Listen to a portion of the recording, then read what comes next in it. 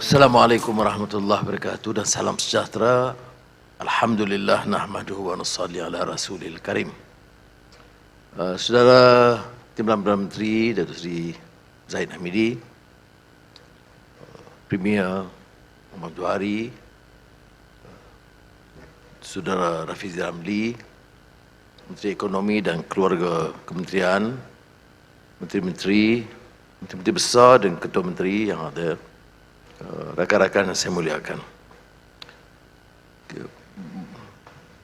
2025 ini tahun bagi kita amat mencabar dan kita mulakan dengan dentuman yang agak kuat kerana dari segi wacana ekonomi kita ada forum ekonomi. Kita mulakan dengan umpamanya tingkatkan hubungan dan kerjasama dengan rakan-rakan jiran. Dengan Perdana Menteri Singapura, Lawrence Wong, kita luncurkan program raksasa pembinaan Johor Singapore Economic Zone yang menjadi juga fokus kekuatan bagi Johor Singapura dan persekitarannya. Sebentar lagi Presiden Indonesia Prabowo Subianto akan datang untuk kunjungan kerja sambil makan tengah hari dengan saya dan kemudian pulang kerana lawatan rasminya itu akhir bulan. Tapi yang pentingnya ialah kerana usaha kami untuk memastikan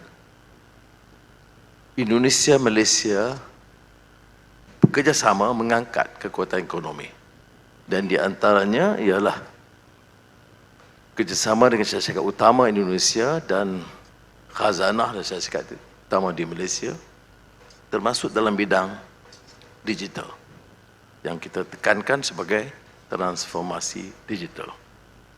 Esok Perdana Menteri Jepun Ishiba akan sampai ke Malaysia dan kita akan bicara beberapa isu pelaburan, perdagangan dan juga suatu rencana baru yang sangat kritikal dari segi peralihan tenaga atas ikhtiar Premier Sarawak Abang Jo sama Petros dan kerjasama Petronas, dan kita harap dalam perbincangan itu akan mencana menjadikan Malaysia, khususnya Sarawak, sebagai hub tenaga bagi rantau ini. Sebelum itu, sementara berehat beberapa hari di Langkawi, saya sempat bincang dengan Dr. Thaksin, mantan Perdana Menteri Thailand, yang akan membantu saya dalam kerja kepengurusian ASEAN untuk meningkatkan bidang kerjasama dengan Thailand, dengan negara yang dianggap Indo-China sebelum itu, termasuk dalam bidang-bidang seperti selain daripada yang disebut microchip, semiconductor, tetapi juga tentang blockchain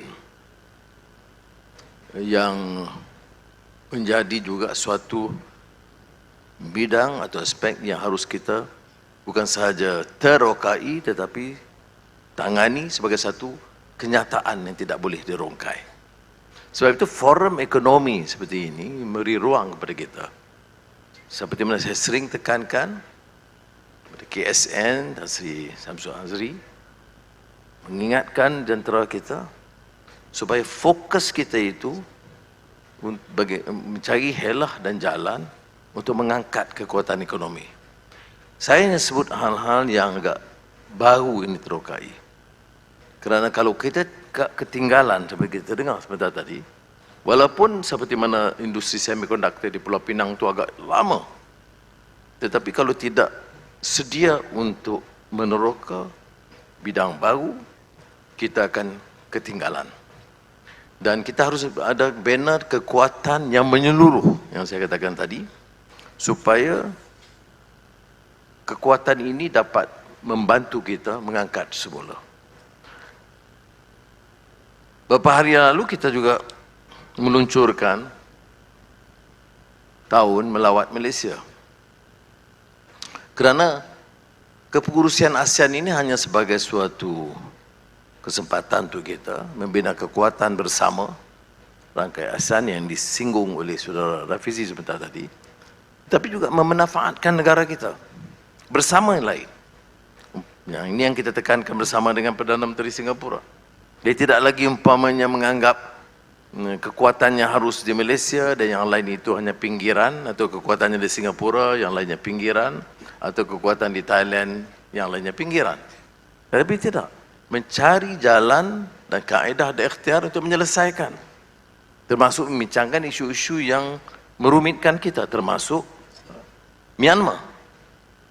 Kerana prasyarat utama untuk mengangkat kekuatan ekonomi juga keamanan, kestabilan politik, dasar yang jelas, dasar ekonomi yang dapat memangkin kekuatan melalui penglibatan sektor swasta dan kecekapan sektor awam. So, Excellencies, ladies and gentlemen, coming into 2025, we're seeing the tail end of a gripping hegemony, where the levers of economic power and domination have been in the hands of a select few, one that had characterized the world, or the world economic order, defined by the principles of political economy of the West and well manifested in the Bretton Woods and related institutions. But as the superpowers retreat from responsibilities towards economic isolationism that was referred to, building walls of protectionism and isolationism, while still chanting the mantra of a rule-based world economic order, we are seeing a divergence opening. And that is the rare opportunity to recalibrate policy positions towards economic pluralism, cooperation across multilateral platforms, and decision infused with a moral conscience. Then the relevance of Forum Ekonomi Malaysia. So is this chairmanship of ASEAN coming at a very opportune and challenging moment, because Asia has become the center of the global economy, and ASEAN is projected to be the fourth largest economic bloc in the world. No, the lion's share of global growth will stem from a combination of ASEAN, India, and China, collaborating with the West, United States, and Europe, resulting in a burgeoning middle class and a growing influence over decision making. When we formed the government at the end of 2022, we sought economic legitimacy through political stability in a world where the latter is increasingly hard to come by. Thereafter, we rolled out a series of progressive economic policies in our growth narrative, the Ekonomi Madani, fiscal space, and people-centric initiatives, whilst being driven by the fervor of institutional reform. The economy has rebounded dramatically, alhamdulillah, and we are seeing an influx of strategic investments across the board, and impressively and substantially in renewables and AI infrastructure. A shifting world economic order, and empowered ASEAN, and a stable Malaysia means we are no longer satisfied with playing the spectator. We must therefore take up the mantle to chart the path forward in three leadership domains. And this is, of course, the critical issue of economic leadership. by development role modeling. And now the outdated belief that economic reforms must be ideologically driven fails to appreciate the nuances of a nation's development.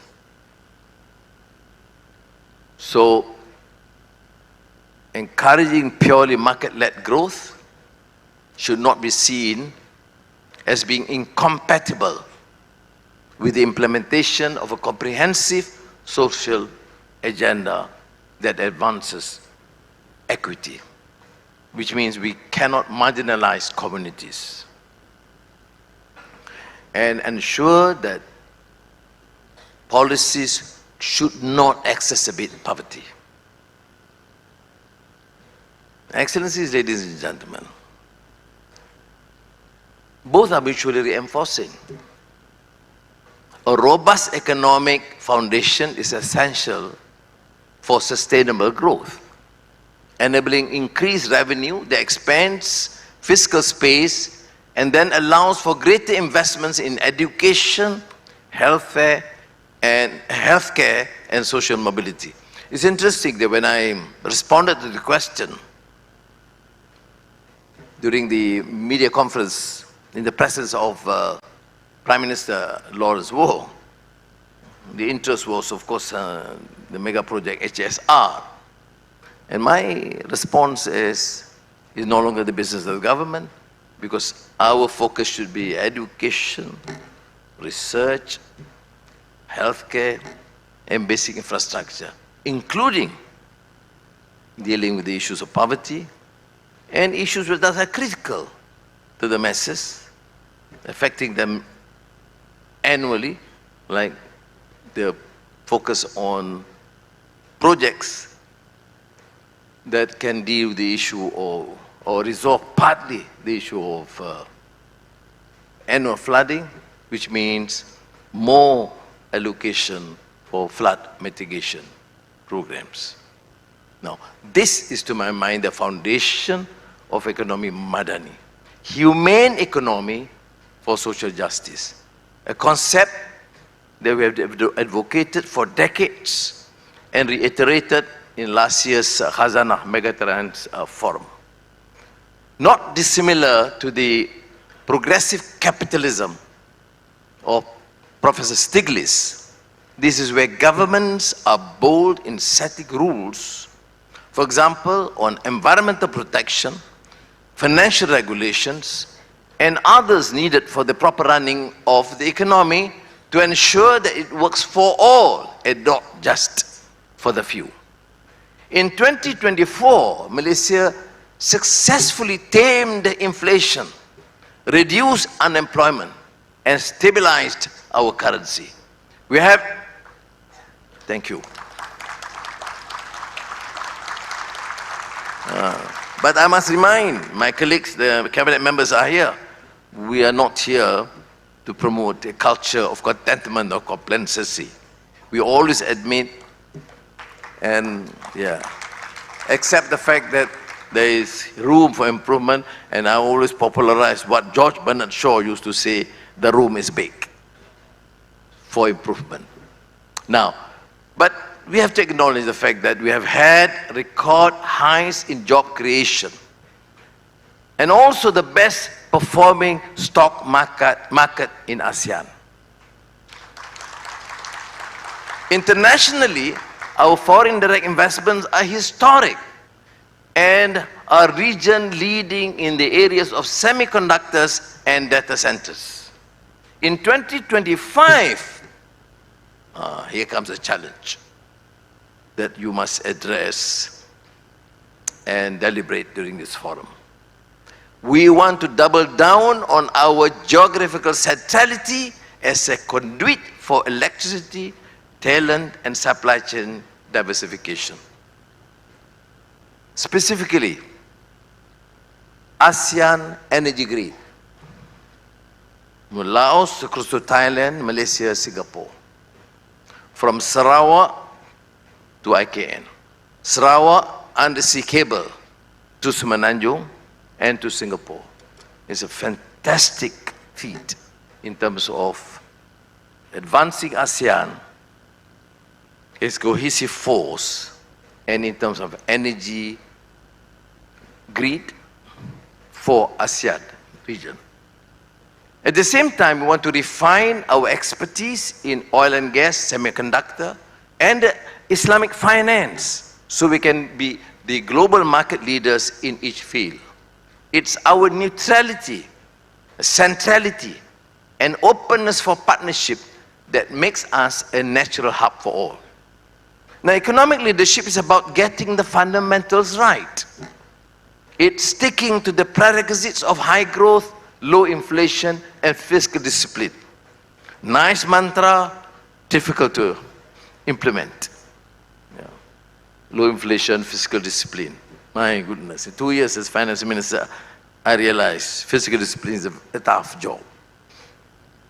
Now, as a means to also advocate for the values that undergird our economic structures of equity, energetic populace, and entrepreneurship vigor, this is our values-based growth. Finally, we must pioneer through leadership, through dialogue. It is evident that for any civilization to thrive, it must harness and harvest ideas through dialogue, discourse, and debate.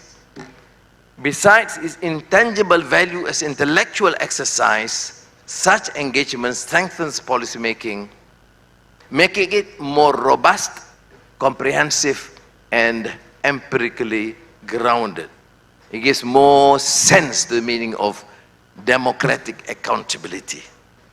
That we listen, we engage, we make the necessary adjustments, because we do not claim that the government knows best. Unless we are prepared to listen and make the necessary adjustments, admit our flaws, and make the necessary adjustments. This is a tradition not a stranger to us in the East. We have the spirit of musyawara, of gotong royong, and in Islam, وَشَاوِرْهُمْ فِي الْأَمْرِ فَإِذَا عَزَمْتَ فَتَوَكَّلْ عَلَى اللَّهِ. That we are instructed to consult among ourselves, but once decision is made, then proceed with all the strength and vigor and leave it the rest to Allah subhanahu wa ta'ala. So there is that consultation, but there's an end. Once decision is made, then we must have that political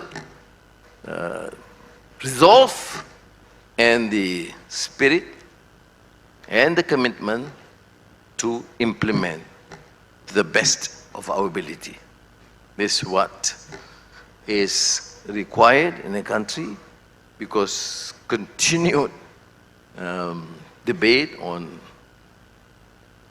elementary unnecessary issues is an important deflection. It's exciting to some people, but it does not resolve the issues that we face and will not ensure our growth and our success. To ensure that Malaysia remains an important player in the region, we must get our work in order and work together as a great team of Malaysians from all regions, from all states, from all communities. Jadi rakan-rakan yang saya muliakan, sekali lagi saya ucapkan penghargaan kepada Kementerian Ekonomi karena inisiatif ini yang saya anggap satu yang penting.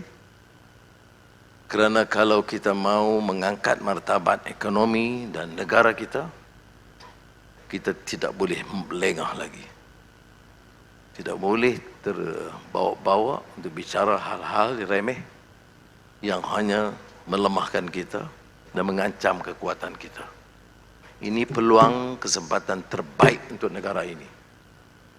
Uruskan ekonomi dengan baik, tingkatkan usaha, jalinkan kerjasama, dan fokus dalam kerja masing-masing dengan wacana yang segar, kesediaan membawa perubahan dan penyesuaian, mengaku kelemahan kita, termasuk dalam kerajaan, tetapi untuk membawa perubahan dan kebaikan untuk semua. Terima kasih. Wassalamualaikum warahmatullahi wabarakatuh.